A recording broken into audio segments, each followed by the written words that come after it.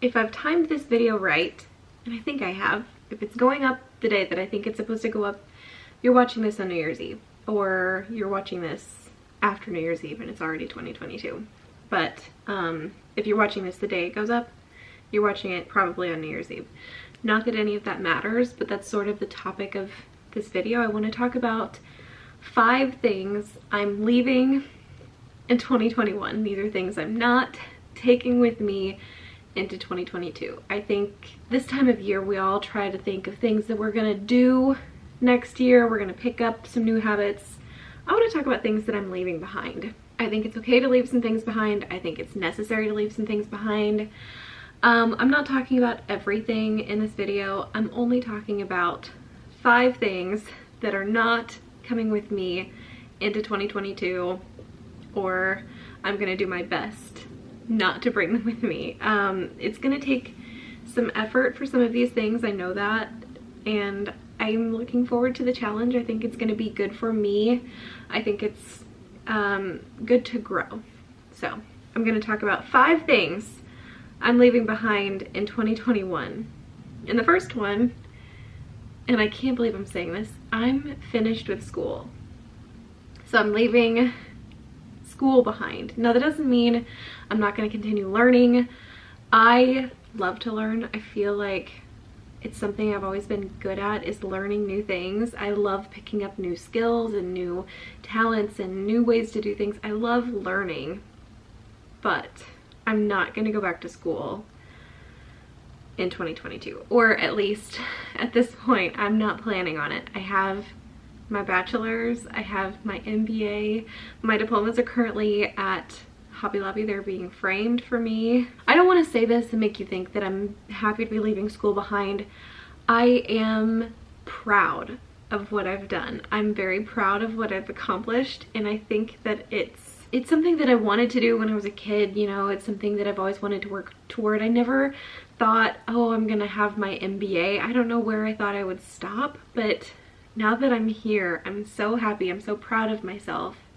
So I'm not happy to be leaving school behind. I am just very proud of my accomplishments of this year and last year and all of the years leading up to this, because everything has been culminating in these degrees and I can hardly wait to get to use them. But I'm leaving school behind in 2021. The next thing I'm leaving behind is, or I'm going to try to leave behind, is comparison. I think that it's really easy to spend your time on YouTube or Instagram or social media in general comparing yourself to others. And I know that it's been circulating around where everybody talks about how YouTube or Instagram or social media is a highlight reel. So you only get to see the high parts of someone else's life and you don't get to see their lows unless they choose to show that. And who's gonna choose to show their lows on social media, right? So I have fallen into that comparison trap more than once. It's never good for me, and I try not to let myself live there. I know that it's normal to sort of visit that place, and comparing yourself to others is natural and normal, and it's a way to improve because you see something that they're doing and you think, oh, I could do that, or that would be good for me. And if it is, you know, yeah, comparison can be a great thing, but I don't want to live in that space. And it's easy for me to fall into a negative place and think, oh, I can never do that, that would never happen for me, and that's just not a good place to live. And I have been blessed so many times and with so many wonderful things, and so I don't want to live in that area of comparison where it just leaves me unhappy, you know? So I'm gonna do my best in 2022 to celebrate every success and to be happy with what I have and look for ways that I can improve personally, but I'm gonna try not to live in that negative space of comparison. Number 3 that I'm gonna try to leave behind in 2021 is pessimism and my tendency to search for like errors that I've made. It's always been my personality to look for flaws and look for ways to improve processes and, you know, policies and way to make things better. I don't want to leave that part of myself behind. I think that improvement, constant improvement, is good for everybody, but I have this tendency to think after like an assignment has been turned in, I can't change it anymore. I think, oh, I should do this and make this different and make this better, and I should have done this and this was an error, and I look for flaws in things that it doesn't even matter anymore, you know? Not that it's, I mean, it's too late, you know, things, and I do it even to people who are not me. I do it to my mom and my sister. I do it to people that I love, and I know that that is not good for my relationships with them. And so I'm going to try to leave that sort of negativity and criticism behind, because I know that there's a time and a place for looking to improve things, and it's not all the time everywhere. I know that there's an appropriate time and place for wanting to improve things, and so I'm going to try to keep that part of my personality in the appropriate time and place, not all the time everywhere. Number 4 is seeking external validation. It always feels good to have somebody you love, or even somebody that you don't even know, tell you that they appreciate what you've done, they understand the amount of work that it has taken for you to do something, or they appreciate what you've done, or you did a great job. External validation is exciting and motivating and inspiring and thrilling. It makes you happy, it makes you feel good, but it's not always reliable.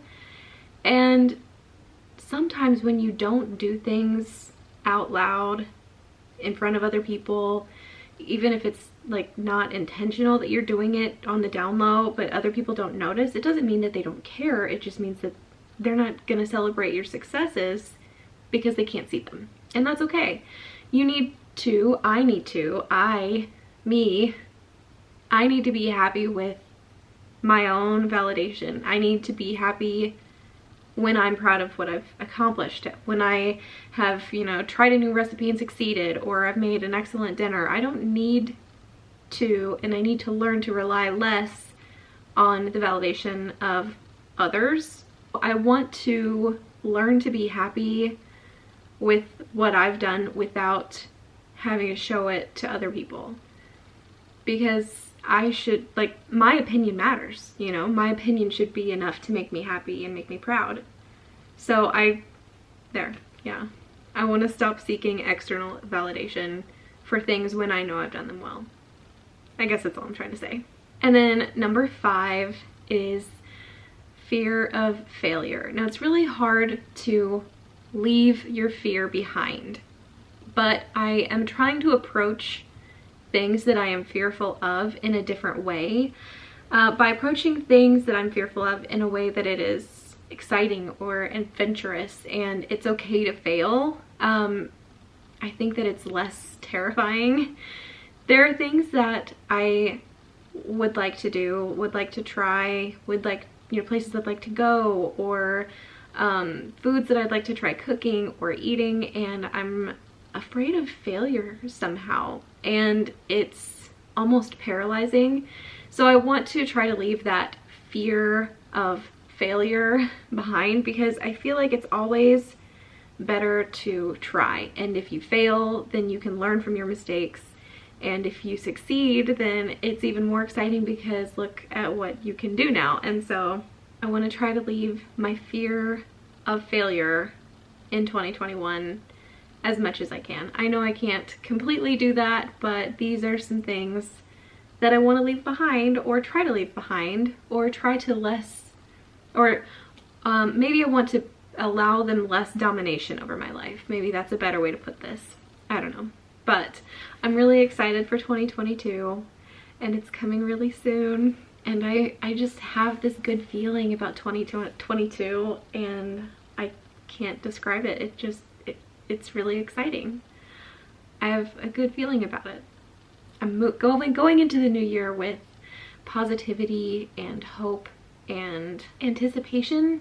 Maybe that's the word I'm looking for. I don't know. I just have a lot of good feelings about this new year, and I think that it's gonna be a beautiful one. So I think that's gonna be it for today. I'm so excited. I think this is the last video that's gonna go up on this channel in 2021. And then tomorrow is 2022. I hope that every one of you has a beautiful 2022. I know not every day in the year will be beautiful and fun and lovely and delightful and full of excitement and joy. I know that that's not realistic, but I hope that each and every one of you has at least one day that's full of that in the next year. That's my hope for you and for us. I'm excited. So you guys will see me next year. Bye, everybody.